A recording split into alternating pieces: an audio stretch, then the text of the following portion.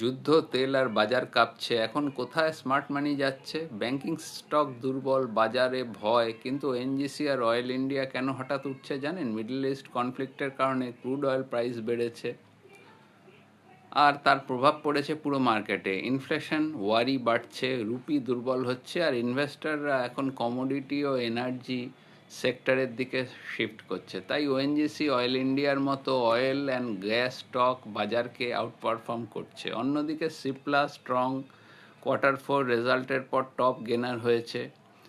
আর JSW still profit দেখিয়েছে প্রায় 1182% Y jump.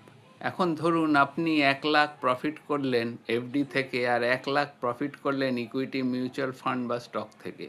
FD interest আপনার ইনকাম স্ল্যাব অনুযায়ী ট্যাক্সেবল হবে। যদি 30% স্ল্যাব হয় তাহলে প্রায় 30,000 ট্যাক্স যেতে পারে, কিন্তু ইকুইটির লং টার্ম ক্যাপিটাল গেনে 1.25 লাখ পর্যন্ত গেন ট্যাক্স ফ্রি। মানে স্মার্ট অ্যাসেট অ্যালোকেশন আপনাকে legally tax efficient wealth build করতে সাহায্য করতে পারে। মার্কেট ফিয়ারের সময় স্মার্ট ইনভেস্টররা প্যানিক না করে স্ট্র্যাটেজি বদলায়। কমেন্ট করুন wealth to know how smart allocation can protect and grow your money. Investment are subject to market risk. Please consult financial advisers before investing. ধন্যবাদ, নমস্কার, সকলে ভালো থাকবেন।